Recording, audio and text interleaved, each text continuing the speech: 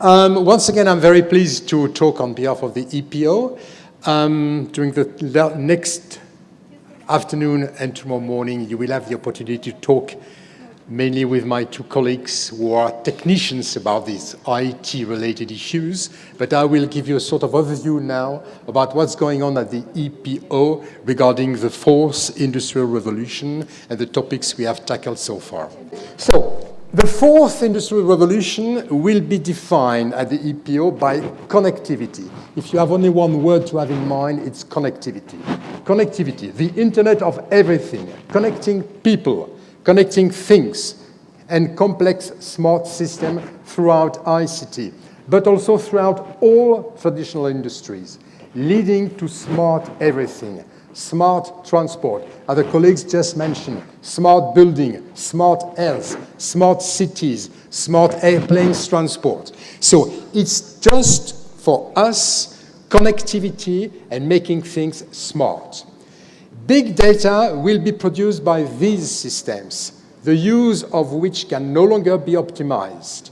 And artificial intelligence will be required to continually optimize these complex processes and many other emerging technologies, such as blockchain, will also be used to better control these processes and will provide many other opportunities to new business. So if I had only one word for you for this first slide, as far as the EPO is concerned, the fourth industrial revolution is based on Internet of Everything and connectivity. The core technologies of the fourth industrial revolution will remain hardware and software, but connectivity will be the defining factor, connecting sensors, complex systems, and many actors in the value chains. Connectivity defines for the EPO what belongs to the fourth industrial revolution, while key enabling technologies include AI, blockchain, 3D printings, and of course the cloud, and are enabling great leaps forward in how all these smart systems will function. The fourth industrial revolution receives a lot of hype, but the EPO has proved that it's a real in its study on the fourth industrial revolution available on our website, as these patent filing trends show and relevant patents filing have started to increase exponentially in the last few years. I will give you some figures. I mean, the figures are quite clear. All the applicants, the main applicants, have increased their filing at the EPO regarding what we could call the fourth revolution. Also, the share of invention relying on informal and communication technologies in all traditional areas of technology is apparent from these two examples. ICT invention in automotive areas have increased from 36 to 63%, and medical is about similar. Over the 16 years, a big change. So you could say that now most of the applications in automotive, most of the applications in medical technologies are related to what we call the fourth revolution.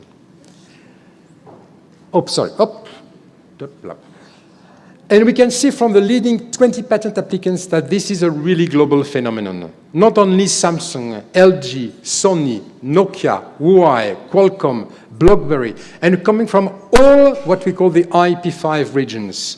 All IP5 regions coming from Korea, coming from China, coming from the US, coming from Japan, coming from US, all regions from all over the world are actually filing more and more on these underlying technologies. The EPO, sorry, I went, Yes, sorry.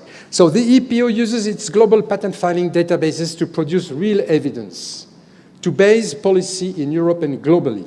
We have produced studies which are freely available on the EPO website, www.epo.org, patents and the fourth industrial revolution, and now patents and the self-driving vehicles. And you will see as a second example, that patents filing on SDV, self-driving vehicles, have increased 330% at the EPO since 2011.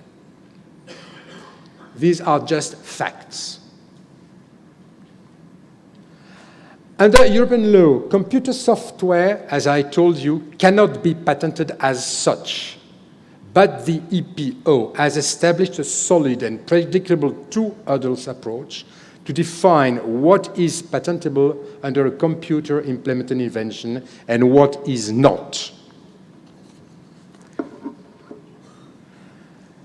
At the EPO, the EPO has now worked hard to define this in more details in close cooperation with International Patent Application for Artificial Intelligence, Blockchain, and Standard Essential Patents, all the subject of EPO conferences in 2018. At the same time, the EPO remains the patent office with the perceived highest quality globally for many reasons, which is more and more important with increasing numbers of global filings. We have all these different conferences. Oh, sorry. Yeah. So this is just an overview I used to give to everyone about what is the EPO with the 4,400 examiners. And what I would like to emphasize, it's something which will be given a bit more by my colleagues today and tomorrow.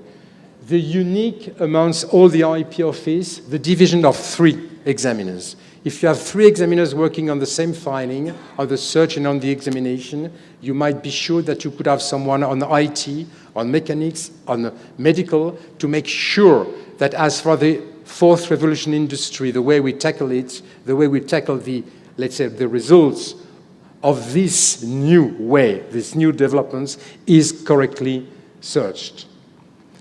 We have, and once again, I would like to emphasize, the world's largest database, and something which is new and something which is extremely good for us, all of us.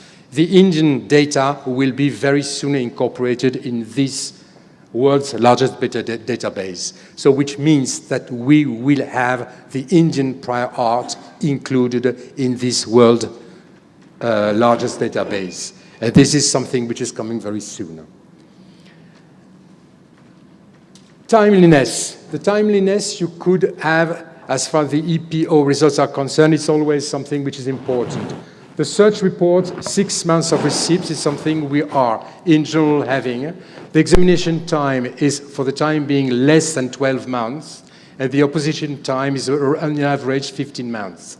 We heard the other day, when we had this meeting with our colleagues from the IPO, the Indian Patent Office, that the Indian Patent Office has delivered a patent 83 days after filing, which is absolutely fantastic, and we are very happy about this result, which means that the Indian, let's say, IP world is increasing a lot, and one of our colleagues said that the timeliness is now something which has been definitely tackled in the Indian IP office, and we are extremely happy about that. Something which is important for you to know, which is a question I had yesterday the opportunity to meet quite a lot of you, and quite a lot of people did not know about that. The PACE request at the EPO, the priority for accelerated examination. No more fee, no justification, no publication. You just ask for the PACE request, which means that instead of having 6 months, it will be done in 3 months. So the PACE request is something which is, for the time being, extremely popular and which is taking more and more important. The high patent quality is exported throughout the global patent system through the EPO's key role in the PCT system. As you all know, the EPO acts as PCT ISA for 143 countries and is responsible for 36% of all worldwide PCT search reports, and continues to put quality above all else for successful support for innovation in the fourth industrial revolution. I thank you very much for your attention. I just want to emphasize once again that the EPO is having a very, very strong cooperation, not only with the Indian Patent Office, but with the MATI, and we are We had last week a hell of a lot of meetings with your colleagues from both organizations, and we do consider, especially regarding the fourth industrial revolution, that India is going to play a key role, and the more we could all of us work with the Indian prior art, with the Indian data included in all of these global data which have been used for the time being by 47 national offices all over the world for the tool which is called EpochNet. EpochNet will be used by the Indian Patent Office since in the next 2 or 3 months. We are implementing this tool in the next 2 or 3 months, and the Indian Patent Office will have exactly the same level of quality, at the level of quality which is delivered by all the other 47, let's say, national offices which are working with this tool. So thanks a lot. It's a very positive, extremely positive cooperation we have with the Indian Patent Office. This afternoon and tomorrow, my 2 colleagues will be here to answer all technical questions about the fourth industrial revolution. The fourth industrial revolution, the way we are tackling it at the EPO, but I can assure you, for us to be here in India with you, it's a very, very nice and symbolic, not only a symbolic, but a proactive fact. Thanks a lot.